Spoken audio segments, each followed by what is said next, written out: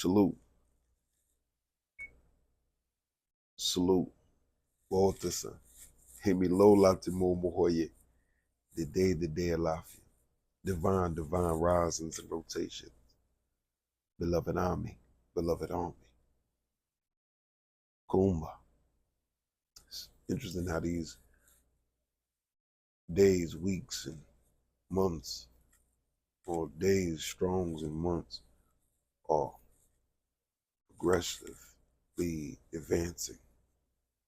It seems like only a day or so ago, I was talking about Kuumba.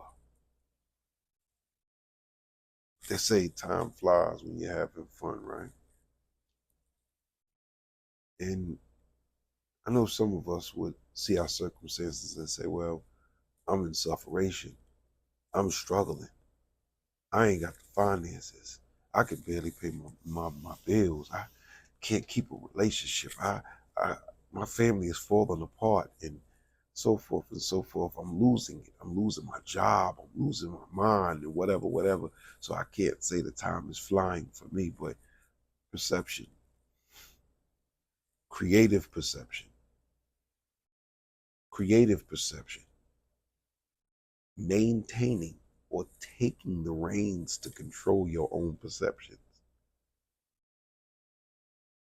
I remember one time I wrote in a poem a thought I had about how life was so much more simpler when you had nothing.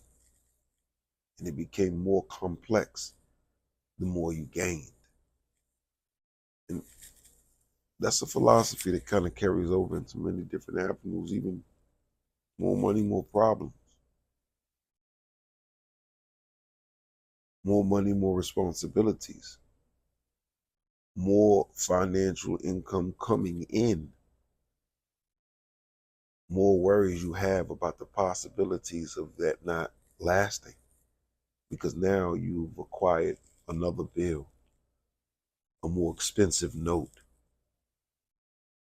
And now you're placing yourself in a situation where you're doing things morally and value-wise that you normally would have never done, because you have to maintain the consistency of those finances. A lot of us, when we think creativity, we think that if the job is not working, then I go to illicit behavior. Well, technically, that's not creativity. Creativity is not abandoning ship for another sinking ship that other people have already tried and you saw the failure, you saw the outcome, you saw the ending. Creativity is to come up with an idea that will be persistent and consistent and elevate you in the process of doing so. Creativity is to take the risk to manifest something that is not necessarily the norm of your surroundings. That means to manifest a relationship that's better than all the ones you had ever saw. To manifest a family that's better than all the ones that you had ever saw. To manifest a business mind state, an entrepreneurial mind state that's more advanced than any other ones that you had ever saw. It's not to become the next anybody, because then that's not creativity. That's mimicking, that's copying, that's duplicating.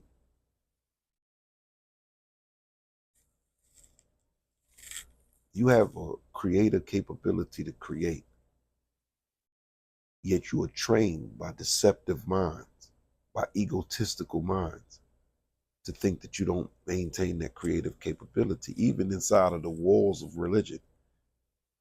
They try to remove you of the ability to create. They'll even make some forms of creation a sin, an error, because they don't have the skill to do it. And in order to maintain the reins over you as individuals over other individuals, they'll convince you that your creative capabilities are an act against divinity, because the only true creator is divinity. Well, that's not true. It said that we were created in the likeness and the image. That's what it said from a religious perspective, right? But I think all across the board we can agree with that, because even us who understand that the highest ancestor is divinity. The highest ancestor is divinity.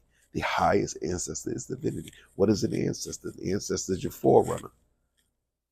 That means you came from that to this. That means you are that in this. And that is that in you. And that in you. And you and it, and so forth and so forth.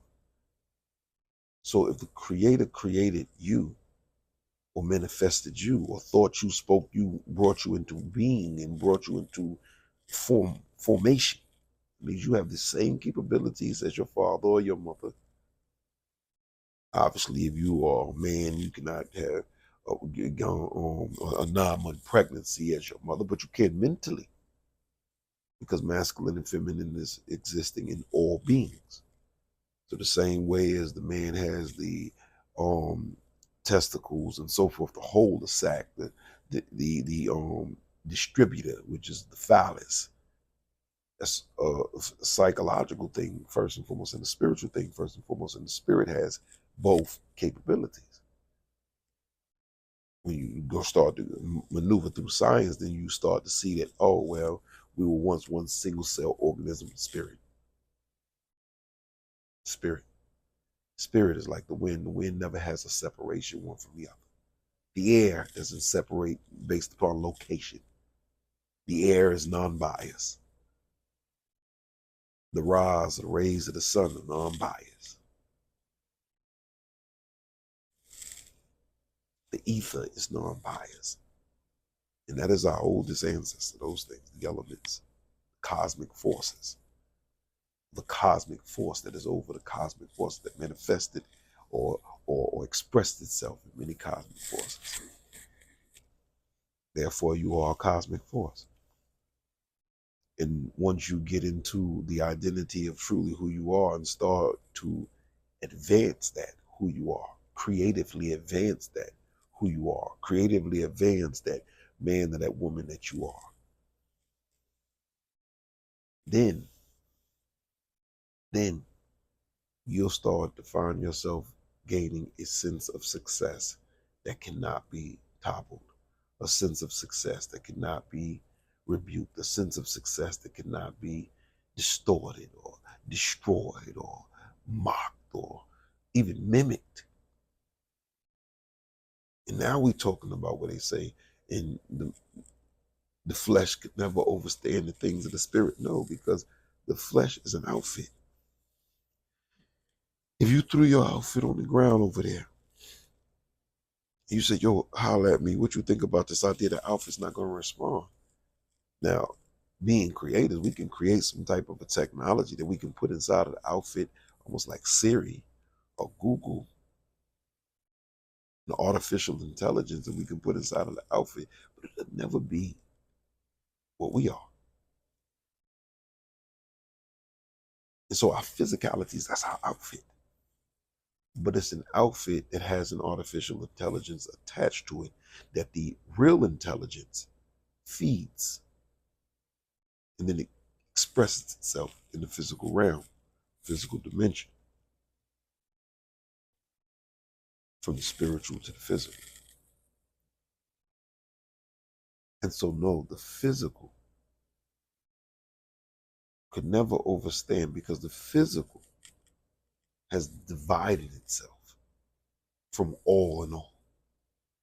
But if you get into that space where you let your image be, I know my heart, and I'm talking about that gland, I'm talking about that expression of true identity, not the thing inside of your chest. That so many people have misinterpreted when reading Bibles and Qurans and so forth. And they say, oh, it's in my heart. Well, it's not in there. That's nothing is in there. Technically, the heart that it's speaking of is the pineal gland or pineal gland. Or as I just said, pineal gland. Pine because of the shape of it. That's where the word pine comes from. In that, in L, divinity, the gland of divinity, your true identity, which lies back there in the space of your cerebellum. Huh. Once you start to dig into that space, then you will be able to overstay in the things of divinity. That's the reason why the church tries to convince you that there's no more spirits of discernment, yet the preacher or the minister can talk to you about the interpretations of the scriptures, because the divinity, the God has given it to them to have the ability to interpret. That's discernment. And the baby sitting inside the pews may have a better sense of discernment than their preacher. Matter of fact, the scripture says, until you become of the mind of the babies. Why? Why is it the mind of the babies? Because the babies are still in a state of creativity, are still in a state of being able to mold or form whatever world they can think or imagine or image of a nation. While when you become in the mind of the adult,